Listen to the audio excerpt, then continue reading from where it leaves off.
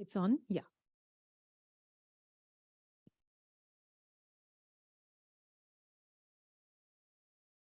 We are waiting for, oh, Anadi is joining.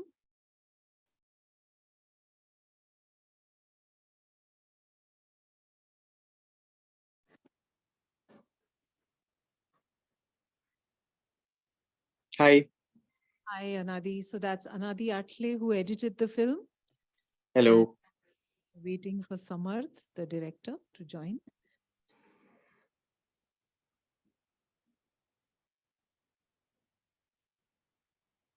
Do you want to just message him, Anadi?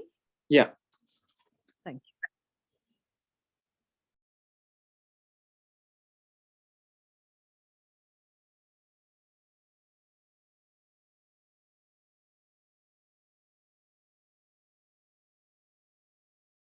So just before Samarth joins, many of you are familiar faces and we've seen you before, but for those of you who are new, just very briefly, Vikalp Bengaluru is a small group of documentary filmmakers from Bangalore city.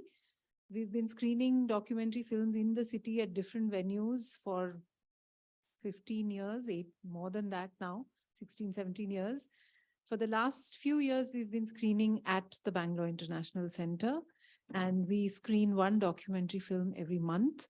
Those of you who get the BIC mailers will, of course, get them. But if you'd also like to get our mailers, then maybe I'll pull out a paper and you could, we don't seem to have a book here, but you could leave your email address there. What happened to Samarth? He's just joining. Okay.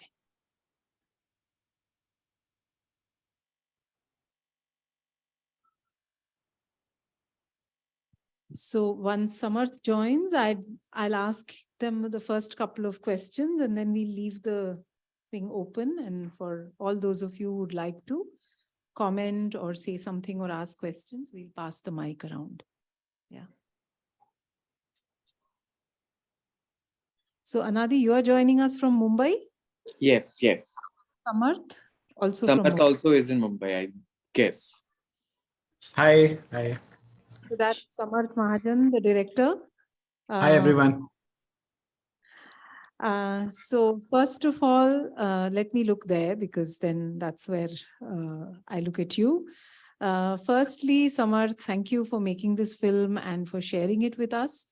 I've seen it before, but when I watched it again today, there are these incredible stories in the film that sort of move you so much. And in the midst of all the struggle and the pain, there is, how shall I say, it's somewhat of a cliche, but they're all life affirming, all the stories.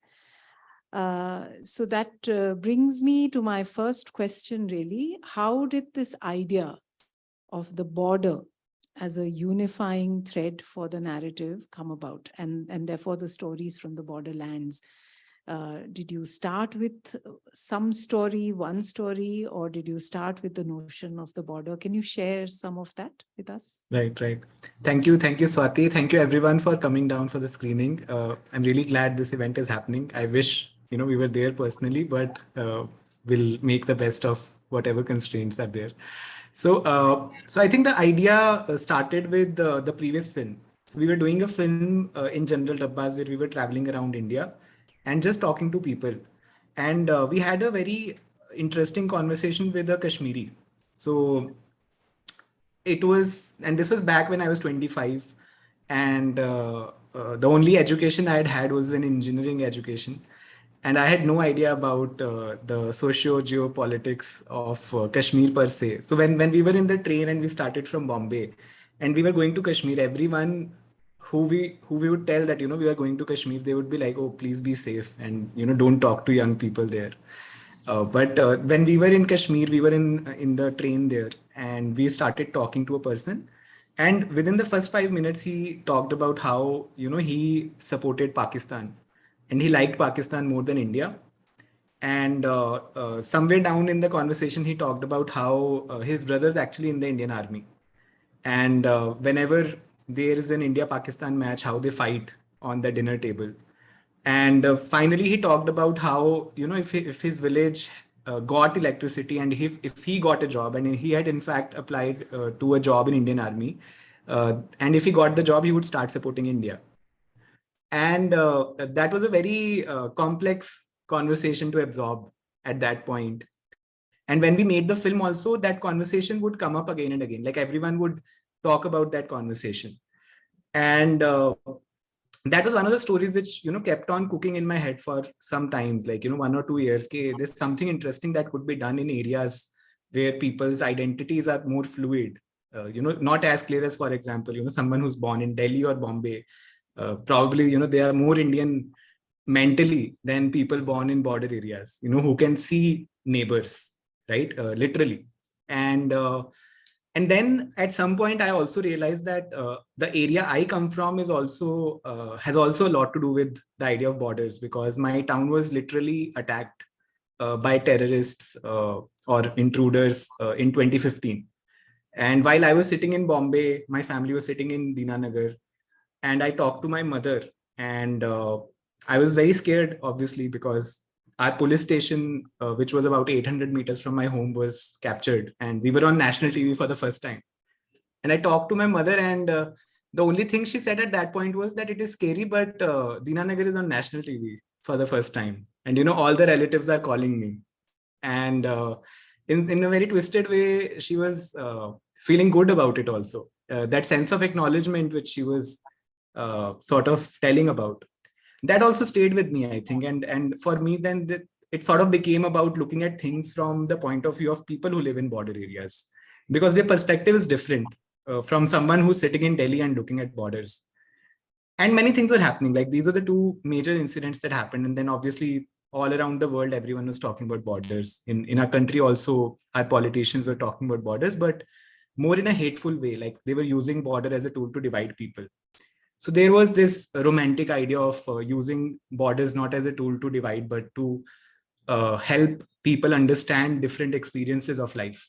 So many things were sort of coming together and helping, approach this as a film. Okay, yeah. I mean, what also comes through very strongly is that those who are at the border are having to make these very difficult choices, which each of your characters have had to do. Tell me, I mean, apart from the fact that your own home is sort of located at the border, and very clearly the border has played a very important role in all narratives about Punjab, clearly, because of the history we've had, but it is a very different story. So but yet you felt that this story also played a part and belonged to this narrative. So could you share a little bit about how that happened?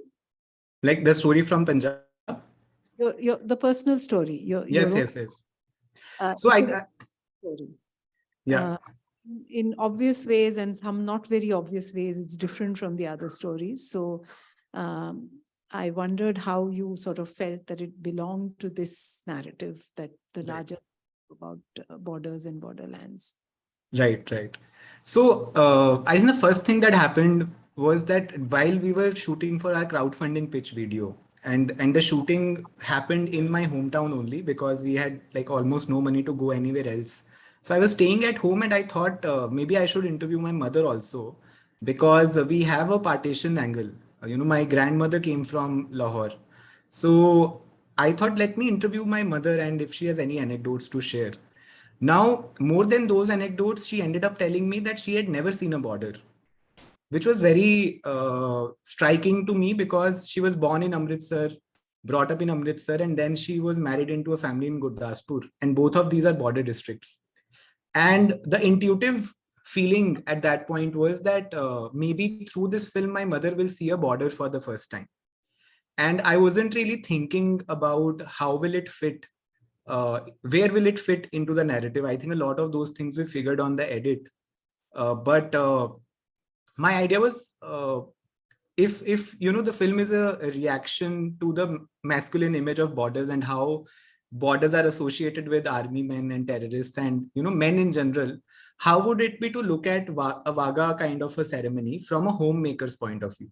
That was my initial idea with the whole story with my mother. And I never imagined, and that only happened during the shoot, that she made it about us.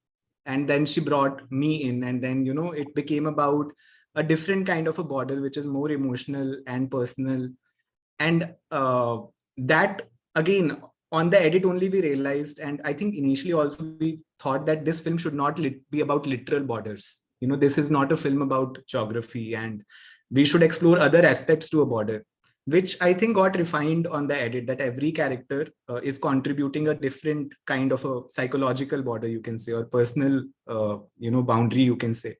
So my mother's narrative, I think, became a lot about then these emotional borders that we create, as well as the idea of a homemaker actually going to a border and looking at it and just seeing the futility of it, because she's someone who's been in a town which was attacked. So she knows the repercussions of hyper-nationalism.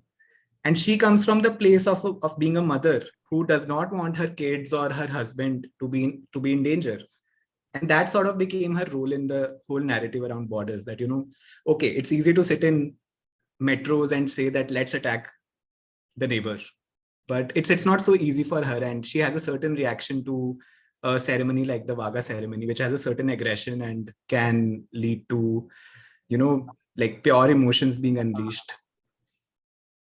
Yes, I mean, I've been to Vaga, and it is a somewhat strange ceremony.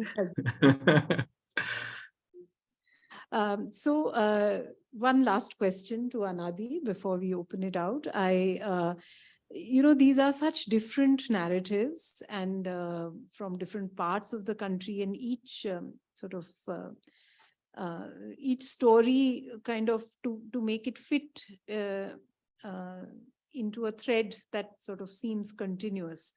Was there anything particular that sort of informed your choices and your decisions about how you would edit the film? Because a lot of it, as Samarth also said just now, would have actually come together on the edit table. Yeah. Hi. So you can hear me, right? Yes. Yeah. Yeah. So yeah, a lot of it was because it was a long process of shooting. They shot for almost 1.5, 2 years, I guess. We over as they were shooting as well, we were also discussing while they were shooting certain things. So I could also I was also at the same time part of the process of what was going on in his mind and the team's mind when they were shooting. So we were also discussing what affected them on the shoot. Plus, then they used to keep sending me all these stories, and then I used to sit and watch. And then we used to also discuss while they were on the shoot as well. So some of these decisions were very clear in terms of which are the characters who will definitely be in the film, because what they're saying is so important that we will have to find a way to make it work. Some of them we struggled with in order to find a coherent narrative, but I think on the edit stage, me and Samarth, we were very insistent on the fact that there are some stories which need to be told, and these stories we really had to find out various different combinations of putting all these people together so that the sum of their stories becomes a larger narrative, which we were also hoping that comes across. So I think that was the process where we because it's a documentary, it's very difficult for one person because the person's living. So it's not like that's the only thing, so what's in the film, they are so much more than that. So we were also trying to combine these people and in some way have their stories complement other person's story and so on to form a larger meaning. That was the attempt. No, thank you for sharing that. I think that's an important point, that always in a documentary, the person you see very little of them, but actually their lives are so much more than that. And if you can give that sense to your viewers, then I think that does come through. Yeah. So does anybody have anything to say? Or yeah, sure. Shall I give? You have another one?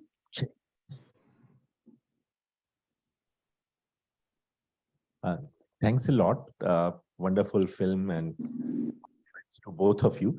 I just wanted to ask that, did you all ever think of going across the border, the way you went to Nepal and interacted with her and took photographs and heard the story? Did you think of going to Bangladesh or Myanmar, the two countries where things would have been much more easier to go, and ultimate go to Pakistan and talk to the people on the other side of the border, how they think, what they think of border and India, etc. The way you have shown Nepal, Bangladesh, and Myanmar, etc., and Punjab, obviously. Thanks.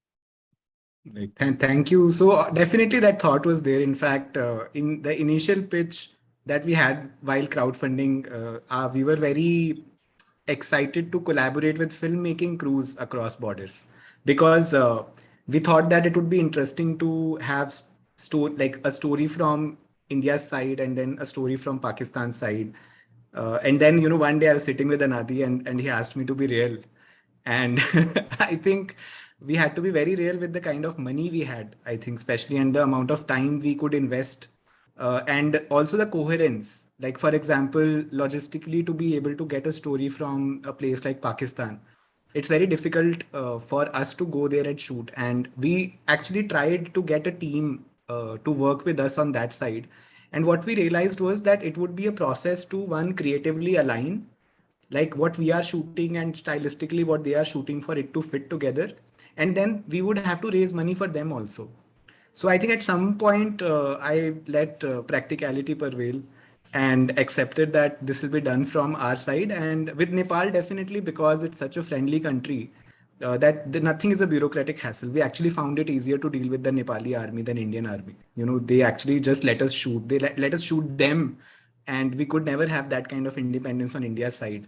But we knew also that maybe with Nepal we can have that license, and we used that. But other places we couldn't. So yeah, that's that. Like I wish we could do that. Yeah, those are real borders that they. Yeah, they're financial borders. Yeah. Thank you, Samarth. It was a wonderful film. Your mother is really cute.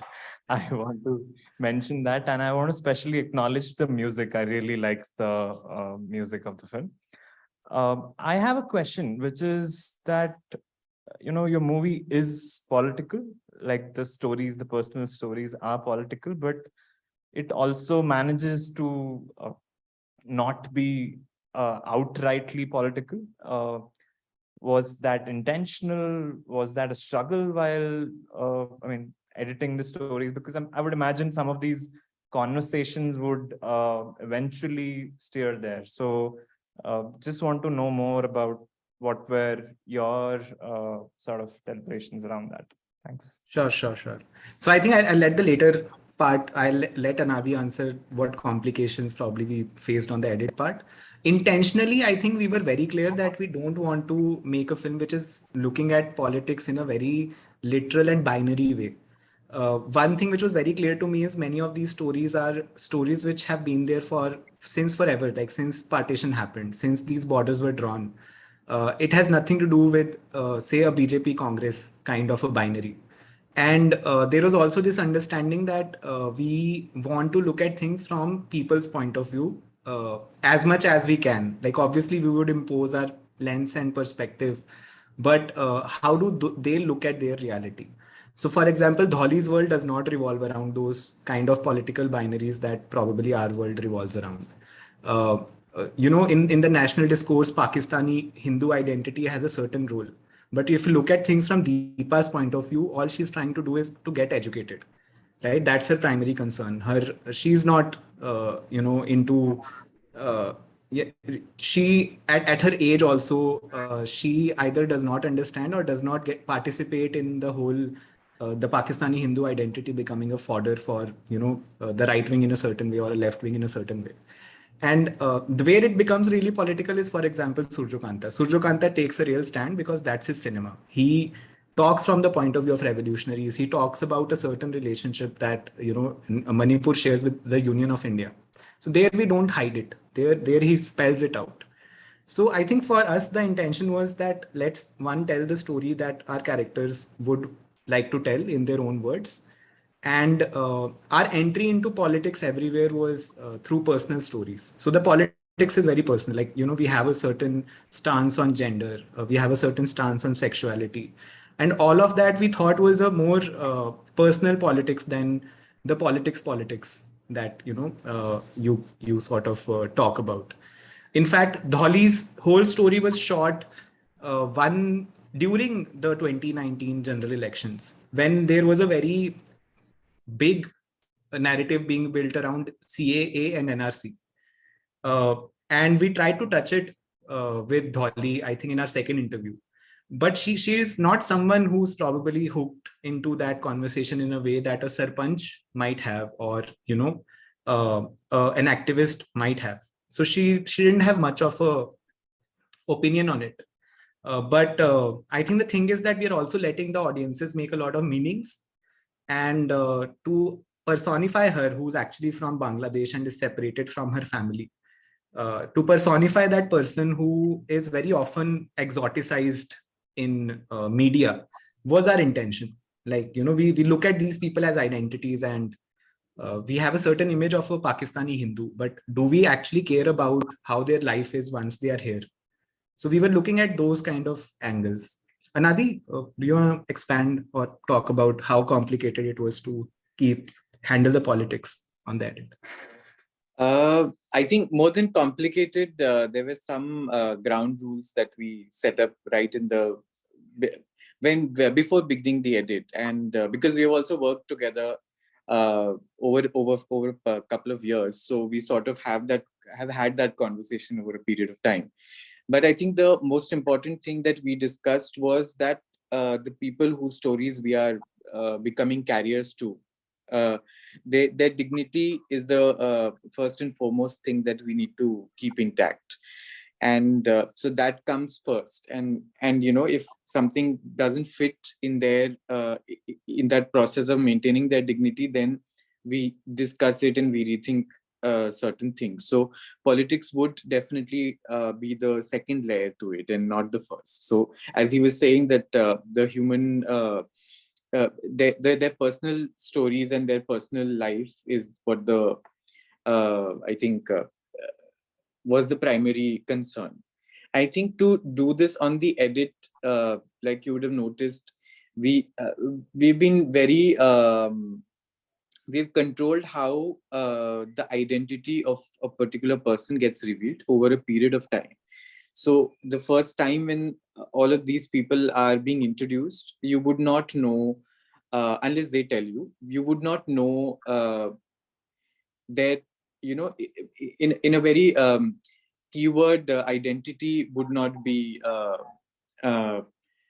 spoken or given out. And then over a period of time, when they come back the second time, you start to discover things and the meaning. So we wanted all the characters to first speak their truth, and then we reveal that a person is a Pakistani Hindu, or a person is a refugee who's caught up in a shelter home, or so on and so forth. So let us just hear them out without any kind of identity being attached to them, and then that identity gives a context to why they were saying, and then, you know, you suddenly as a human being start to empathize with them rather than, you know, the other way around. Yeah. Yeah. Hello. Yeah. Hi. So first of all, thank you so much for this. I am from Amritsar, born and brought up there, so I understand a lot of this struggle. And I've been following around the story and when I think Samarth would have pitched, because I've also studied in Ashoka, so I got a lot of these updates and been following around his story for so long. So congratulations on this, and thank you for it.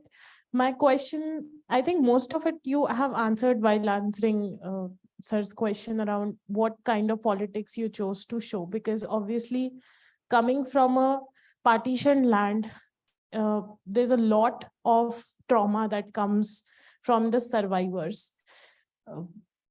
What they hold, because their resources, their lives, and their families, their kin, all of that was lost during the struggle. So how did you guys kind of choose your people? I mean, the kind of stories, how did you find these people you would want that you were filming? How did you choose Dolly out of all 50 people that you saw? What was Right. your idea? Right. So I'll describe how we found them, and then Anadi, you can expand on the edit how you made those choices. So I think for us, for example, we're talking about the idea of partition, but I was also very sure. I was also very sure in the beginning that we have a lot of projects happening around partition, and partition is an idea which over time has also become slightly romanticized. There's a certain nostalgia attached to it. There's a lot of realness also. There's a lot of nostalgia also, and a lot of projects also happening around it. So we were clear from the beginning that this will not be a project about partition. Also because we were talking about different borders, and we wanted to root it in the present, like what is happening on a very everyday level. And this word everyday was very important in our mind. So our research process was like, okay, let's first go phase by phase. Like we had 4 phases. First, let's just focus on India-Pakistan border, then just focus on India-Bangladesh border, and read a lot, read a lot on internet, read a lot on journals, and try and find stories which are not there in the mainstream. So for example, you talked about Dholi. So with Dholi, we first read a paper about a lot of Bangladeshi women who are separated from their families because a fence got built up, and the fact that they were married in India when the fence was not there. So a lot of these Bengali women who keep on pining for their sort of mica. And this was one data point that we had from our online research. And when we were trying to get permissions from BSF, one IG told us about Milan Bazaar. She told us that, if you're making a film about borders and you don't capture this event, what a waste of all the effort. So we realized that, okay, there are these women who are pining for their home. And then we realized there's this event where people are allowed to meet each other just on this one day. So in our pre-production itself, we sort of brought this together that let's look for a Bangladeshi woman, a woman born in Bangladesh, married to an Indian, who would meet her family on the day of Milan Bazaar. So this problem statement or, sort of a log line of the story is already there. So then Nupur, who's my associate director, she started building a network around it. And we went to a lot of villages along the border. We visited around 7-8 villages, and we met a lot of people. We got sarpanches to introduce us to the village communities. And we met about 5-6 women who were ready to give us interviews. And it so happened that Dholi's interviews was the warmest. Dholi happened to live right at the border. And she just invited us into her world in the way that, we usually want our characters to invite us, right? And we just followed her then. But with some stories, for example, we had multiple characters. For example, I think with Noor's story, we had more characters that could have worked on the edit. Even with Kavita's story, we had Maheshwari. And I think that is where probably Anadi can come in, and, where he had options, how did he choose? And in general, we shot at 19 places and not 19 in the film. So those are decisions we made on the edit table. I think there were a couple of choices to be made. First, the first thing that we had to do was to figure out what were the characters who are saying something, and that leads to a larger narrative where their stories begin and then their stories have a progression. So when we have started to say something or they have started to say something, they take it somewhere which then forms, then that helps us journey with them. So that was our first concern. The second concern was, for example, where, for example, there were many stories in the shelter home. there were three or four narratives. There were stories in Nepal, a couple of them, and then I think it was a little instinctual in terms of we heard all of these different stories, and we tried to figure out which stories have some kind of intersectionality, which so it doesn't just become about a person who's either been rescued or just a person who is a guard at the border. So it also tries to transcend itself to probably different identities as well. So these were the things. There were some stories which we really tried to retain in the film, but we couldn't because we probably either needed to shoot more with them, or their stories weren't complete in terms of obviously in terms of narrative within the film. But so yeah, I think these two major concerns. Apart from that, I think Samarth had more concerns, if you'd like to add. No, so like Shujo Kanta's inclusion, and yeah. Yeah, so I think we were also looking at how can we expand the idea of a literal border, like, and how can we add a lens to each of the stories. So for Manipur, our lens was cinema. We had decided that we will find a character who will be able to tell this story through cinema, because at some point Manipur banned Hindi films, and that was very intriguing to me because that affected Manipur's cinema economy. Now, when we were there, we couldn't find anyone from the cinemas to actually talk with emotion, because most of the people who were running the cinemas were the sons of people. It was a next generation of people from whom had taken decision. But interestingly, we found Surjo Kanta, and Surjo Kanta was actually introducing us to these theater owners. And at some point, we were like, yeah, this Surjo Kanta himself seems like an interesting person. So we would choose those lenses. So for example, like Dholi's story, it was the idea of separation. For a Noor's story, it was the idea of confinement. And for Kavita, it was rescue. So these angles were very clear to us in pre-production, because we wanted to just expand the idea of borders beyond war and terrorism. And yeah, and with Deepa, for example, it's education. And a lot of it was also something that we figured on the recce's. So it was an evolving process. And which Anadi, as Anadi said, on the edit, we just thought that let's make a choice. Let intersectionality be a big part of our decision making. Yeah, thank you, Samarth. There's yeah, him, and then Yeah, sure. Firstly, thank you, Vikal, for another beautiful movie. Feels so happy to see a full house again, and I do miss. I mean, this is my first screening post-pandemic that I'm attending, and I do miss Everest and the samosas, but no complaints if we can have such a great evening. And I have a couple of questions to both Anadi and Samarth. What moved me the most is the visuals and the story of Noor. And what I felt was very powerful was the camera angle that you chose from behind. And it kept me curious. I mean, I still don't know what the image of her is just from behind. And I think it did not get boring, because in the second time and the third, I think 3 instances that you showed us her speaking, you focused on her dress, and and the wide angle was earlier. So was it a conscious decision before? At what stage did you decide that you're going to shoot her from behind, or did it happen because she did not want to be seen on camera? And the second question is about the music. I really loved the instrumental background score. I didn't figure out whether it was an Iktara or a Sarod, if you could, and who the artist is, if you could let us know. Thank you. Sure. So we first deal with the Noor question and then the music. So with Noor, I think, in fact, when we were, like I told you about how we found Dholi, the other way we were finding characters was through NGOs.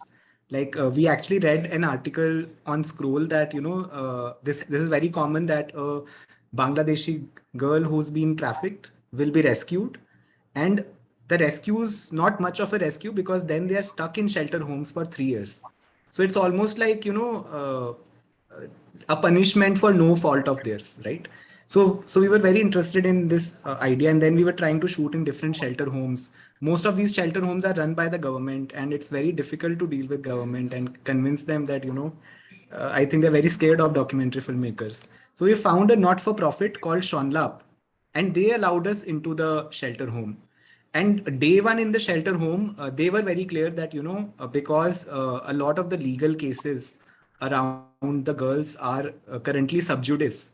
And the second thing is the idea of honor, which is very real in South Asia, that, if you show their faces and their families find out, it is going to hurt them. In fact, it was more from their like we took some time to realize the importance of concealing their identities, but we realized that, okay, it's very important to not reveal their names, not reveal their faces. So we took a couple of days to understand how do we go about shooting this. Because the initial idea was, let's just do audio interviews and maybe then shoot the border in a certain way, the border which they might have crossed. But it was Omkar, who's the cinematographer. Omkar came up with the idea that, let's just not reveal the face. We can shoot it in a certain way that it will still look nice. And we did some test framing with our crew only, and we were like, yes, it looks fine. And we can, by doing this, we can also sort of accord a certain dignity to Noor, and it'll just be interesting. I also thought that it'll just be a different way of looking at the border, because we are also very used to looking at people's faces, and how is this going to impact viewers was very interesting to me. But I remember this also became a problem on the edit, where, for example, Anadi talked about there were certain characters which we had to, make them work. Noor was one of the characters I remember, we had this conversation, and Nupur was also part of it. And we were just discussing that even though this is going to be very difficult, we have to make Noor work. So, Anadi, do you want to talk about the challenges you were facing, with editing Noor's story? I think I was coming from a position that, because I don't speak Bengali, and I understand Bengali, but I don't speak. And I was under the impression that if an audience member who does not speak Bengali does not get to see the eyes of the person, it's very difficult to engage. And we were obviously, but then we could not show. So we had to find some ways where we do cut in. We cut at places where either she changes her mood, or she starts talking about something different, or we need to, or where it starts to, where we don't want the audience to, feel a little restless, and where we want the audience to feel restless, we've sort of not cut, and we've carried on with. We're almost forcing the audience to stick and listen to what she's saying. So I think this version of her story, it took some time for us to edit, and because initially it was a little longer, and it did become a lot more gory than what it is right now. So we also had to balance that out. Yeah. It's also her body language. It's not, I mean, you don't see her face, but that body language, so revealing and so telling. Yeah. Shouting at you, in fact, that body language, so many things that she's, and that's very powerful. So Yeah. So I think in that sense, Omkar had this idea that let's also take close-ups of her movements, and that sort of became big in the edit. With the music, it's a do tara. And I think when we were thinking of how do we musically treat the film, I think we figured that we need a unifying factor, because the stories are so diverse and they are not interconnected. Music could be that unifying factor. And we had been using Dotara as an instrument in our pitch videos. It worked well, and then it just seemed rooted and something that is played across the subcontinent. And we essentially ended up. We basically really liked this particular video that we had found on YouTube for our pitch video, and we ended up somehow finding that person. His name is Shayan Sinha. And he's from Jadavpur University, 23 years old. He's trained in Shanti Niketan. And I just talked to him on a call, and he was very excited to be part of this. Most of the background score has been composed by him, and we got one track. I think Anadi found one track on SoundCloud, and that is Kamruzaman Rabbi's song Kalo Jole Kuchla Tole.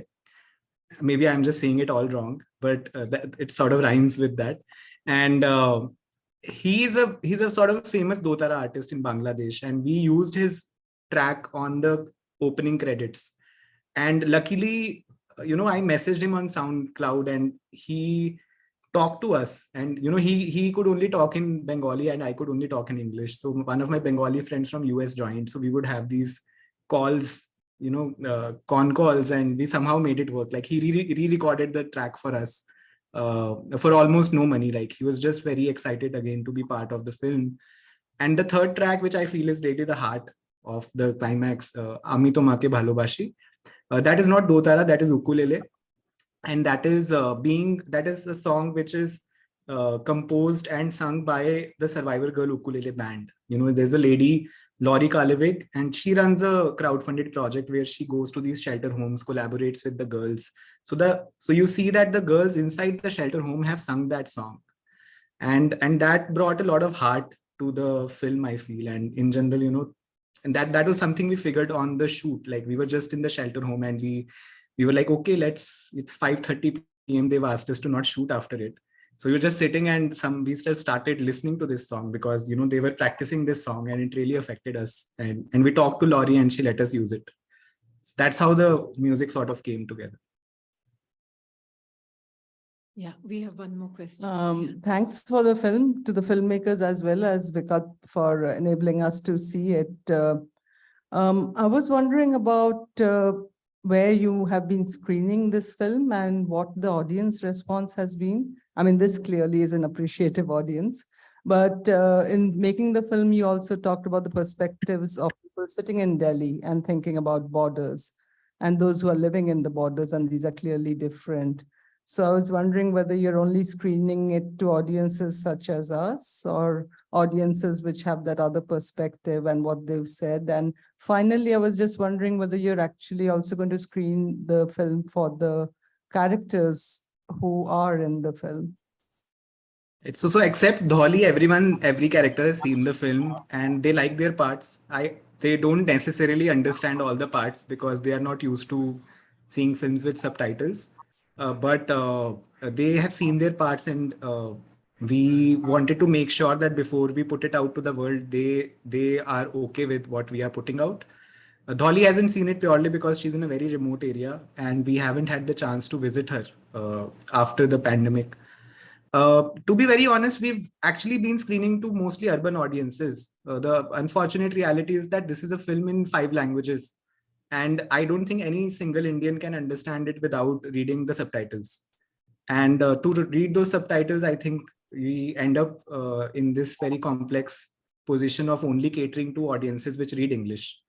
But we have screened in Imphal. We've actually screened it across 20 cities in India, which is for a documentary which is independent and has not been released on an OTT. We've put in effort to at least take it to nooks and corners of India and to tier 2 and tier 3 cities. So that's been our effort. We really want to put the film out on an OTT, but for that an OTT has to buy it. And that's a struggle that we are sort of still figuring out. We really want to put the film out. That's it. I think in Dinanagar I've shown the film to my family, which is like a 40 people audience, and they know my mother, and they had strong reactions to it. In Imphal, we screened it to. They have a TC Foundation, which is a television and cine foundation, which is a lot of journalists and filmmakers from Imphal, and they saw it and they thought that Surjokanta's story sort of did justice to what could be said in a film which is about borders and talks about a Manipuri narrative. In Nepal, we've screened it at a couple festivals where we, festival audiences, I'm assuming are bound to sort of be, like you said, a more appreciative audience. But we've sort of taken it to those places which the film talks about, but not, I wouldn't say literally the people it talks about. I don't think the film's very accessible to them, which is an unfortunate reality of the film. Okay, we just one last question really, because we have to close at 8:30. Yeah. Huh? Hello, I'm Pritam. And first off, the documentary was amazing. I didn't really expect the movie Borderlands to be about something like this, because I had this preconceived notion that Borderlands is something that we would generally assume it to be with the largest migration of humankind, that is the 1947. My question is to Samarth, and it's just that how did you deal with the topics or these particular stories that each character had to say? Because these stories are something very sensitive. These stories are usually associated with the triggered or traumatic past and stuff like that. So it could be very hard to open up to a random person per se. So how do you deal with any of these characters? Yeah, that's it. Right. So I can probably talk about two of the stories which are probably more sensitive. One is Deepa and one is Noor. So I think with Noor, the process was that, so every place where we go, if I don't talk that language, we would have an associate director. So in Bengal, Joyona Medhi was our associate director. So she was the one who was forming one-on-one relationships with potential characters. And we would never just barge in. So we were introduced properly by the NGO which runs the shelter home. And then we just sat down with a lot of the girls and just sort of chilled with them. Like Joanna had one-on-one conversations with them before we even started shooting to explain what are we trying to do and if they would like to be part of it. So we tried to make ourselves we tried to sort of make them comfortable with our presence in the shelter home. And with, for example, Noor's story or anyone's story in the shelter home, we were very clear that this is not a story about their past. So let's not push them into a very dark corner with recalling very specific incidents from their past, because this is a story about confinement. So we don't have to necessarily push them into a corner where they become uncomfortable. So that was one thing which was discussed between Joyona and me before, we did the interviews. And again, the way we shot, we made them comfortable. We got them to sign consent forms where it was explicitly mentioned that we would not reveal their name, identity. So they had that assurance. And even in the post, we've taken efforts to sort of blur, any visual marks, tattoos. Even in the letter, we've blurred the name. So we did all that to sort of just be sensitive on how to deal with the story. I think with Deepa, it was a different process because she's sort of very young and we had to, for example, we started shooting and we realized that she's actually not very comfortable. So we had to take a 2-day break sort of, and where we would just walk with her from her school to her basti and not necessarily talk to her in the context of the film. And that is when one day she seemed very comfortable, and that is where she talked about do you want to see how I used to work. And I think because we were just going with the flow, and because I think we sort of played along, and that scene is there in the film also, something like that brought us closer, because she was having fun with us and we were also having fun with her. And it didn't become a very transactional process. There is, of course, a transaction happening, but it became a richer process for her, for us also, where she found a brother in me, sort of, I found a sister in her, and it became more comfortable for her. And we never would again, like the topic of conversation, we would never try and, like, we initially did try, but I think after a point we realized it's futile to talk to her about religious persecution or the broader politics of religion in Pakistan. And we were like, let's just look at things from her point of view. And she had interesting things to say, where she's someone who acknowledges that, in India, she's more independent, but at the same time, she has a life in Pakistan, which she misses. She has loved ones in Pakistan and she has fond memories of that place. In fact, she talks about how if she had the money, she would go back. So that kind of complexity, we sort of decided to accept that, maybe it is not fitting our preconceived ideas, but let her sort of narrate her story, and then we'll figure later on, on the edit or while we process the footage, what the real story is. So we did those things. I think we just let people be after a point. Thank you, Samarth, and thank you, Anadi, for joining us today. And thank you once again for sharing your film with us. Thank you to BIC, as always, for giving us the venue, and to all of you who make the screening a success. Hope to see many of you next month for the Vikalp screening. Thank you. Thank you. Thank you, everyone. Thank you, BIC. Thank you, Vikalp Bangalore. And thank you, everyone who came down. It was a great conversation, and I'm really glad that we were able to do this. Thank you. Thank you. Thank you, and bye-bye. Yeah. Bye.